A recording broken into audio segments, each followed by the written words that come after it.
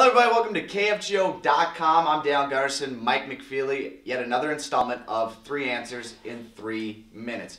Make sure and check out our previous 2 videos so you kind of know what's going on. Let's get into this one. First question I have for you, Mike. Al Michaels, he announced the 1987 World Series. He did. He's claiming the Twins pumped in artificial noise. What are your thoughts? Ken Herbeck said, I got something Al can pump. On Twitter he said that, not to me directly, but he did say that. Sounds very Ken Herbeck-like. It's very Ken Herbeck-like, probably after 4 beers in South Dakota somewhere, or more.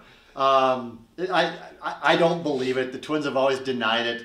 The din of, 58, 60,000 people going crazy for the Twins' first World Series was legitimate to me. Al Michaels has a track record in Minneapolis. My wife, at that time, before DirecTV and Dish Network, her family had a satellite dish out in Big Stone County. So they were getting the off-the-air comments that Al was making. And in a story that's been shared by a lot of people, he was just ripping Minneapolis, just ripping it during the breaks on national TV on the satellite feed. Okay. It wasn't going out to the world. Right. And he was ripping his hotel, saying it was a piece of crap and everything else. So Al Michaels is a clown. His book was terrible. I just tried to read it. I can only get halfway through it. He's an egomaniacal person who is far more interested in himself than anything else. Wow.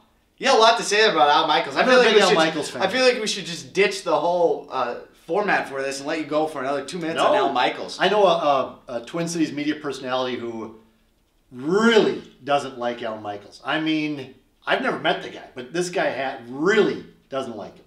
Have I met him before? Yes. Okay. Well, leave it at that. He always ends every sentence by saying, and he's short. Wow. The Napoleon effect for him. Yep. Okay, next question. I don't know if he is or not. In his book, he claims he's like 5'10" or 5'11". Which I guess isn't too short. No. Probably about normal size for a human being. I don't think he's that ton. He's lying about it. Oh, gee. Have you ever met Al Michaels in person? No? No desire. That was great. You ripped Al Michaels apart. Now I know you. Never met the guy. He might be the nicest guy in the world. Second question I have for you. North Dakota House Legislature passes a law that allows people to conceal and carry. Passes the House. It has to go to the Senate, but conceal and carry within schools. What is a better way to protect schools from shootings and different things of that nature? Oh, you're throwing a curveball at me. Than allowing people to conceal and carry weapons. I think security systems have to be the way to start, is to get the state of North Dakota, with all the money it has, if it feels that school security is that big of an issue in the rural part of the state, then spend the money and retrofit these schools to have decent security systems. Is that going to stop every madman? No, it's not. I'm not saying that. But to believe that putting guns in the hands of teachers, janitors, staffers, principals is the best way to do it is stupid. I was going to say a word there. Yes. I'm not going to say it. It's a bad way to do things. It sets a terrible precedent. I wouldn't want my kid in a school where staffers and teachers had guns or a gun, even if they were trained. I'd pull my kid out of school if that was the case, as a matter of fact. Retrofit the schools, do the best you can with security. And sadly, if something is going to happen, something is going to happen to a certain extent. I mean, it's a bad idea. It's bad policy. It's bad for legislators to do this. It's bad. It's worse than Al Michaels.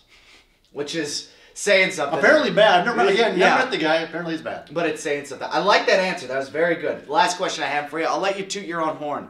The Minnesota, I think, budget, or at least the tax breaks, tax increases, whatever it is for Governor Dayton. Those are 2 different things. Tax increases that he had on the rich that many people said was going to chase businesses out of Minnesota. No, and rich individuals. Exactly. Yes. Now it has come out that isn't the case. Oh, shocking. I'll let you toot your horn for a minute, because I know this was something you brought up on your show when it came about. I and many others during the tax increase talk in the Minnesota legislature a couple of years ago, which Minnesota had to do because we were in a $1 billion hole. We had to find revenue somewhere.